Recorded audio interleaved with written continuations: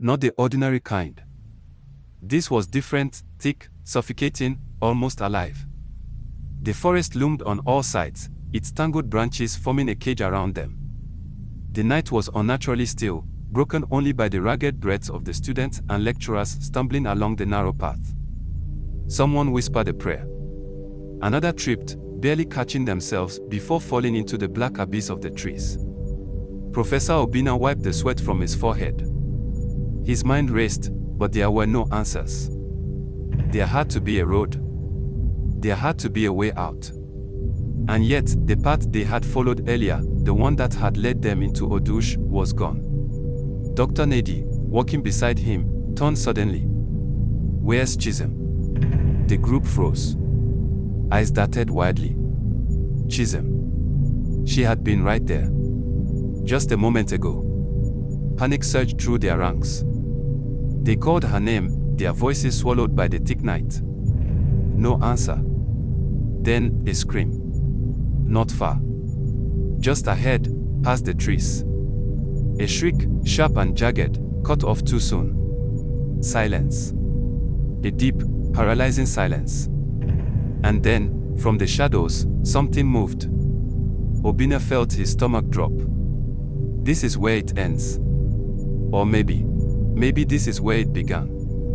The sun was high when the university bus pulled onto the red dirt road leading toward Odush. The journey had been long, filled with lively discussions and eager anticipation. 20 students, 3 lecturers, and 1 driver, a group of scholars embarking on a research expedition into a village few had heard of, and even fewer had dared to visit. Professor Obinna sat near the window, flipping through his notes.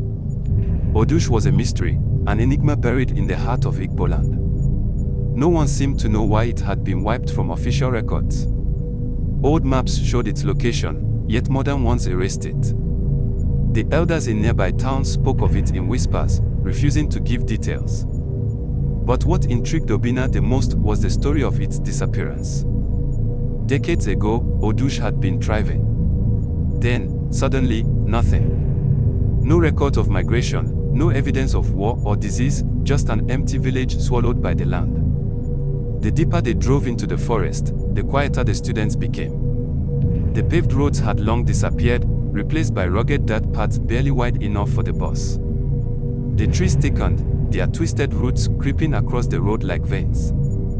The driver, a man named Kolechi, frowned. "This road," he muttered under his breath. Dr. Nedi looked up. "What is it?" Kolechi shook his head. "I don't know. It just doesn't feel right." The bus rumbled on. The laughter and chatter that had filled it hours ago had faded into a tense silence. Then, just as the sun dipped lower, the bus stalled. A loud clunk. A sputter. And then, nothing. The students groaned, some laughing nervously. But Kolechi's face had gone pale. He turned the key again. The engine coughed, shuddered, then died completely. Something shifted in the air. It was subtle at first. A stillness that crept in like an invisible fog. The trees no longer swayed, no insect hummed. Even the wind had disappeared. Chisholm leaned toward the window.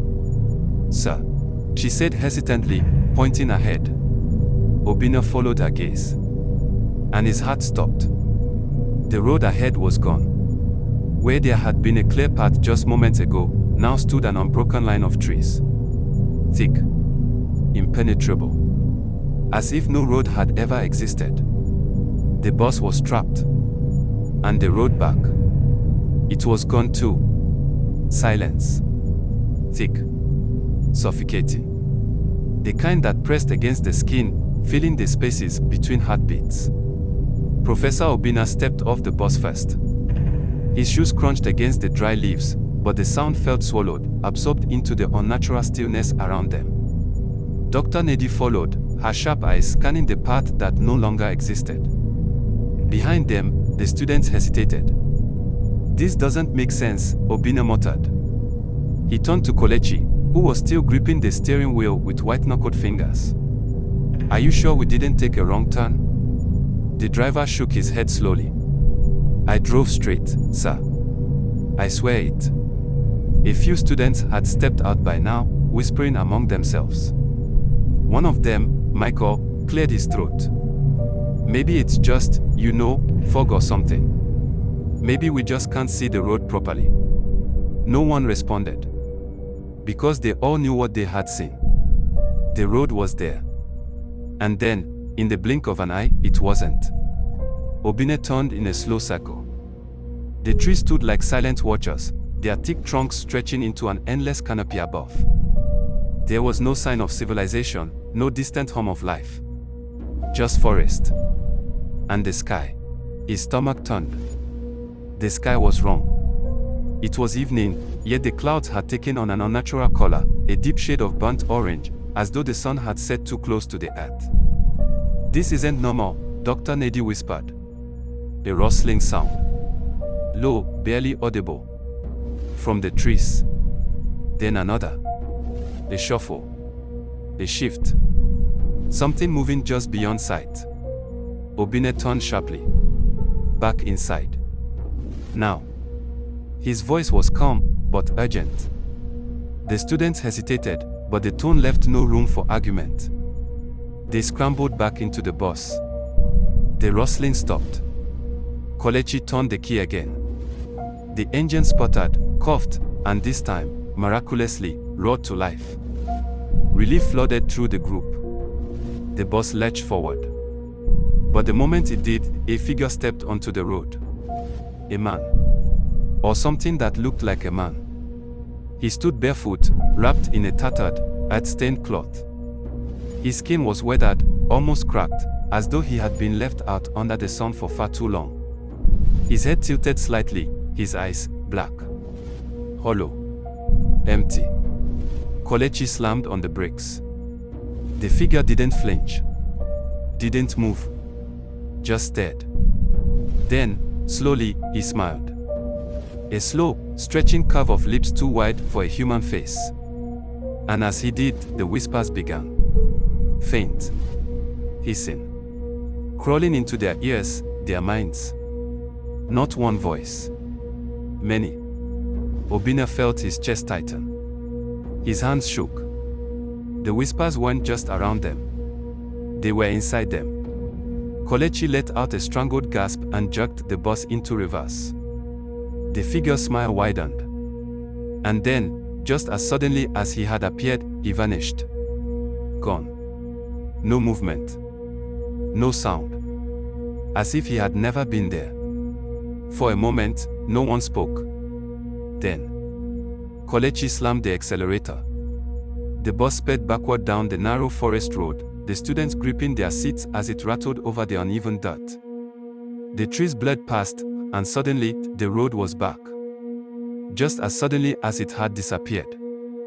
They weren't trapped anymore. The students erupted into murmurs of confusion, fear, relief. Obinna turned to Kelechi, whose hands were still shaking on the wheel. Keep driving, Obinna ordered. Don't stop until we reach the next village. Kelechi nodded, swallowing hard. But no one said what they were all thinking. They had escaped. For now. But something had seen them. And it wasn't finished yet. The headlights carved through the darkness, illuminating the narrow dirt road ahead. No one spoke. Even the students who had been whispering moments ago had fallen silent, their faces pale in the dim interior light of the bus. Dr. Nady sat rigidly beside Obinna, her fingers pressing into her thighs. We need to turn back, she finally murmured. Obinna didn't respond. Because they both knew the truth. Turning back wasn't an option. The university had arranged this trip with the elders of Odush. It was an official research expedition. No one would believe them if they abandoned it now, not without a logical explanation. And how could they even begin to explain what had just happened? That the road had vanished. That a man, or something like a man, had stood before them with hollow, black eyes and an inhuman smile. The bus rumbled forward. The trees soon began to thin out, giving way to something else. Ruins. The students began to murmur again, shifting in their seats. What is this place? Michael's voice was barely above a whisper. They had reached the outskirts of Odush. But it was not the village they had expected. The road opened into what should have been a marketplace, yet nothing moved. Old wooden stalls stood abandoned, their canopies torn and fluttering in the weeknight breeze. Clay pots lay shattered on the ground, long emptied. Footsteps had once been here, but none remained. The village itself loomed in the distance, small mud houses with thatched roofs, their windows yawning open like empty mouths. A single lantern flickered on a post, but there was no movement. No people. Nothing. Obina's stomach twisted. This place looks dead, someone whispered. Kelechi slowed the bus to a stop. And in the silence, a sound. A single bell. It rang once. A deep, resonant chime that echoed through the emptiness. Then, footsteps. Slow. Steady. Coming from ahead. A lone figure emerged from between the houses, moving toward them with measured steps. An old man. His frame was frail, his back slightly hunched, yet there was something unsettling about the way he walked, unrushed, deliberate. As though he had been expecting them. The students pressed against the windows, their eyes wide. The man stopped just short of the headlights, raising a single hand. Kelechi hesitated, then turned off the engine. Silence returned. For a moment, no one moved. Then, the old man smiled. "Welcome," he said, his voice smooth, too smooth, like oil sliding over stone. "We have been waiting for you." The night pressed in around them, thick and suffocating. The students climbed out of the bus, their shoes crunching softly against the dry earth. The old man stood before them, his face illuminated by the weak glow of the lantern. His smile never wavered. Obina wiped his sweaty palms against his jeans, scanning the group. Something felt wrong. Someone was missing. A cold dread crept up his spine as he counted again. 19. There had been 20. Where is Chigazi? Dr. Nedi's voice was sharp, slicing through the silence. Heads turned. Murmurs rose. I thought he was still in the bus. No, I saw him get down with us. He was standing right beside me, but he was gone. The student stiffened, eyes darting around. But there was nowhere he could have gone. Not in this silent, empty village. The old man gave a slow, deliberate nod. This is how it begins. Obina felt his throat tighten. What do you mean? The old man sighed, as if their fate had already been sealed. Tell me, how was your journey? Kelechi, the driver, exhaled shakily.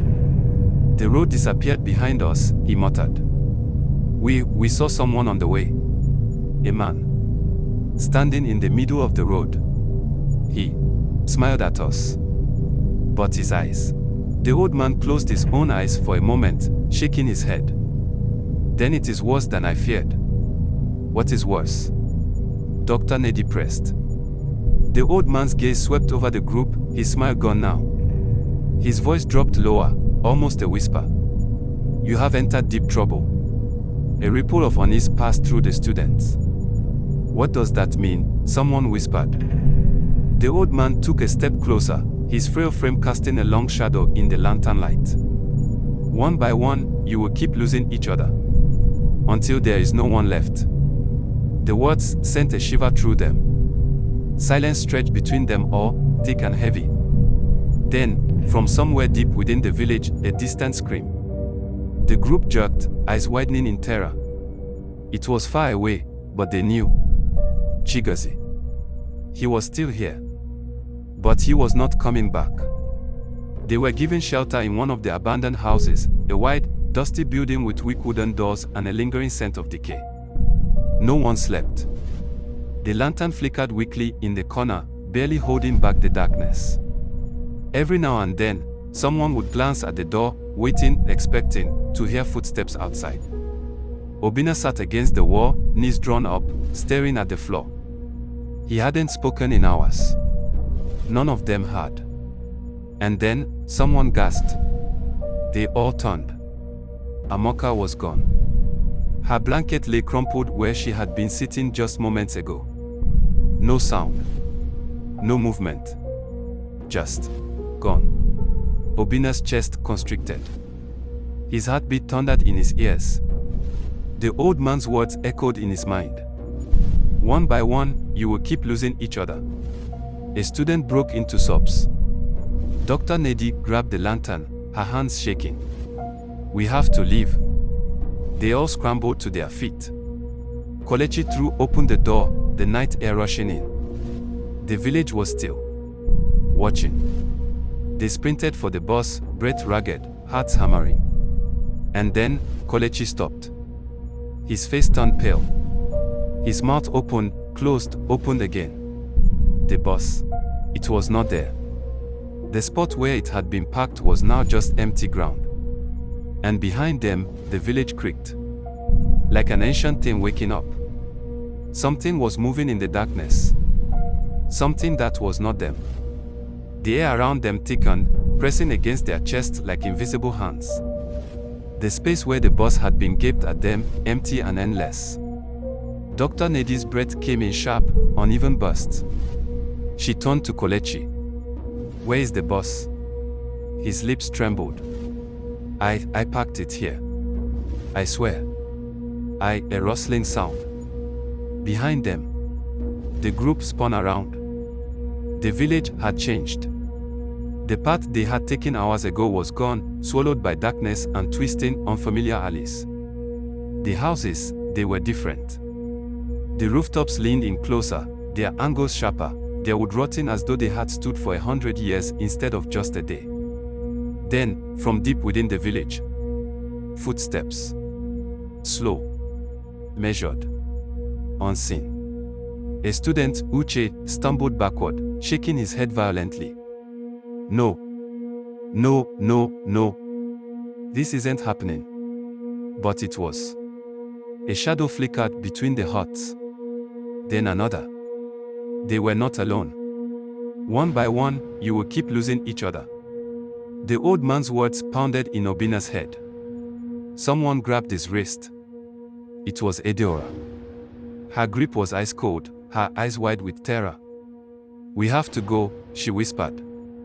Dr. Nedi straightened. We moved together. No one wanders off. No one needed convincing. They ran. The village swallowed them whole. They found themselves in a narrow alley, the air damp and foul. The huts loomed on either side, their doors opened just wide enough to hint at the emptiness within. Or the things that lurked inside. Obina kept his eyes forward, refusing to look. Then, a whisper. Soft. Just behind his ear. He spun. No one was there. The others stopped, sensing his fear. What is it? Kolechi asked, his voice barely above a whisper. I heard. Obina swallowed hard. Someone. Whispering. No one moved. No one breathed.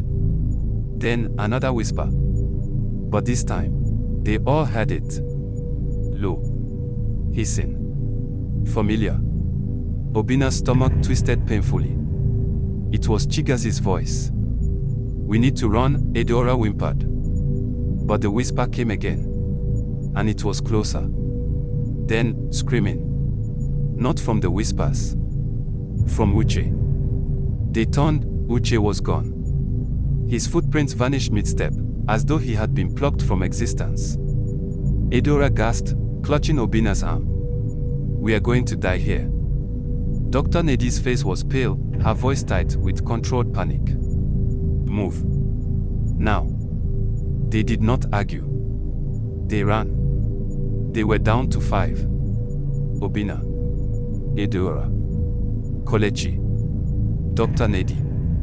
And one last student, Emmanuel. Each disappearance was faster. More sudden. A moment of stillness. A blink. A breath. Gone. The whispers were louder now, curling through the air like fingers, caressing their ears, their minds. They had stopped feeling real. Like they were drifting, like the village had already taken them. But they still ran. Kolechi's voice was hoarse. "We can't keep running forever." Dr. Nedi exhaled sharply. "Then we find a way out."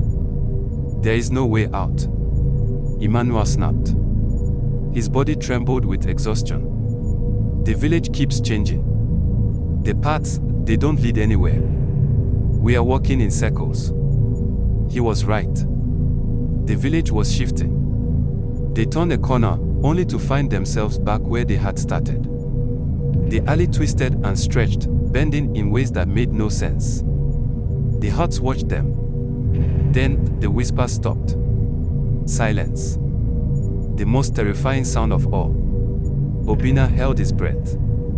Then, Emmanuel screamed. Obinna turned just in time to see hands, thin, blackened, unnatural hands, dragging him into the shadows. His fingers clawed at the dirt, but it swallowed him whole.